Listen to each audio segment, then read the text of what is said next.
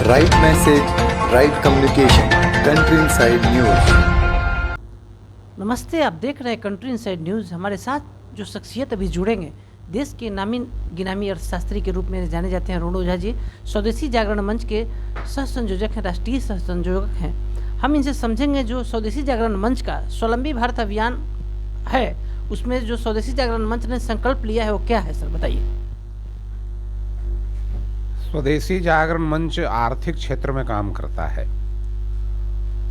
और अभी देश के आर्थिक क्षेत्र में जो सबसे बड़ी समस्या है वह समस्या रोजगार की बनी हुई है।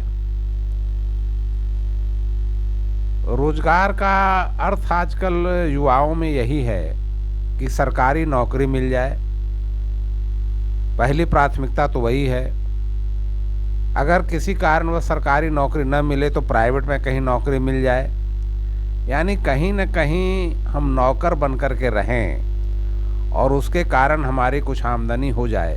यही रोजगार की मान्य परिभाषा, मान्य कल्पना ये युवाओं में हो गई है।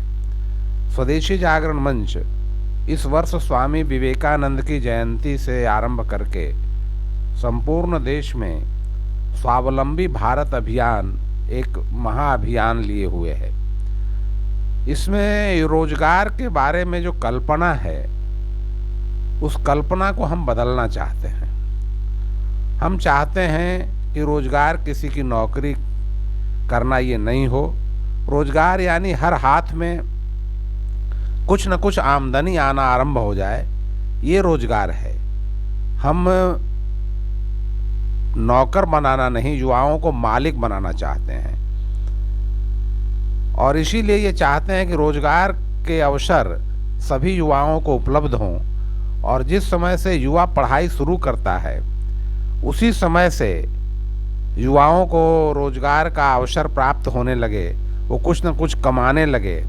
तो इस प्रकार का एक संकल्प पत्र और सभी युवाओं से हम लोगों ने भरवाना आरंभ किया है, उनसे संकल्प दिलवाना आरंभ किया है कि रोजगार के नौकरी के पीछे मत पड़ो, जॉब सीकर मत बनो, जॉब प्रोवाइडर बनो। तो इस प्रकार से एक बहुत बड़ा अभियान, स्वावलंबी भारत अभियान, और जिसमें बहुत सारी चीज़ें आएंगी। उद्यमिता का विकास, सहकारिता का विकास,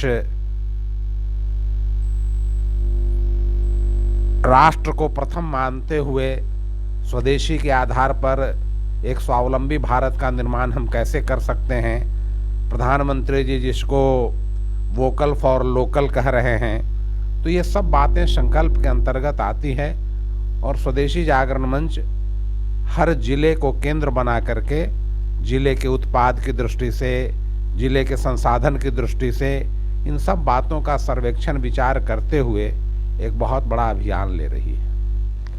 सर एक बात आप बताएंगे, आप बोलते हैं कि लोकल वोकल आप, और उसको बताते हैं आपकी रोजगार मिले, लोग खुद का रोजगार करें। सर बैंक तो एकदम लोन नहीं देना चाहता है सर, इस पर आपका जो स्वदेशी जागरण मंच है प्रधानमंत्री से क्या आग्रह करता है? देखिए, बैंक व्यवसाय करता है तो लोन के लिए बहुत तरह के नियम भी हैं, शर्तें आसान होनी चाहिए। रोजगार खड़ा करने के लिए, उद्यम खड़ा करने के लिए जब तक पूंजी की उपलब्धता नहीं रहेगी ये हो नहीं सकता। इसलिए नियम जहाँ कठिन है, कठोर हैं, वहाँ सरल किए जाने चाहिए। लेकिन बैंकों को भी ये देखना होगा कि उनकी पूंजी वापस आवे। आज बहुत सारे क्षेत्रों में पूंजी वापस नहीं आती है, एनपीए बन जाता है। अब ये बात ठीक है कि ये बड़े बड़ी पूंजी ही ज़्यादा एनपीए बन रही है, तो हमको ईमानदारी पूर्वक लोन लेना भी चाहिए, चुकाना भी चाहिए और बैंकों को भी सरलता पूर्वक लोन देना चाहिए। हम यही चाहते हैं। सर आपका जो स्वदेशी स्वावलंबन संकल्प पत्र है उसमें लिखा गया है कि 80% लोग कृषि लघु उद्योग से जुड़े हुए हैं सर। जब सभी देश के युवा उद्योग से ही जुड़ जाएंगे सर, तो फिर खरीदार कहाँ मिलेगा सर? नहीं, केवल उद्योग से जुड़ना ही नहीं है, उसमें कई प्रकार के हैं। हमारा देश अभी भी कृषि प्रधान देश है, तो हर क्षेत्र में अलग अलग कृषि आधारित उद्योग होगा, सेवा आधारित उद्योग होगा, निर्माण विनिर्माण आधारित उद्योग होगा। तो इस प्रकार से और हर लोग तो जुट नहीं सकता है, कामगार भी चाहिए ही। तो हम अपने में एक संकल्प लेकर के चलें कि हम कामगार नियुक्त करने वाले बने, हम नियोक्ता बने, हम नियुक्ति पत्र के चक्कर में दौड़ा न करें। ये संकल्प लेकर के होंगे तो हमारा देश अपने आप पैरों पर खड़ा होगा। सर, एक अंतिम सवाल आपसे है सर। कृषि जो प्रधान मिनिस्टर ने कृषि कानून को वापस लिया सर, इससे सर अपने बिहार उत्तर प्रदेश के किसानों को सर क्या, अगर वो लागू रहता तो क्या लाभ होता सर?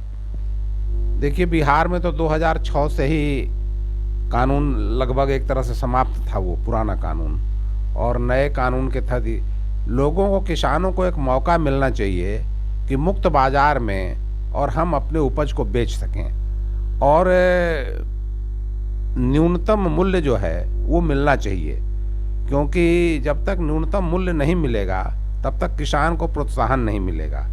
तो इसलिए कृषि क्षेत्र में सुधार तो आवश्यक है ही। देश के युवाओं को सर क्या अपील करना चाहते हैं सर?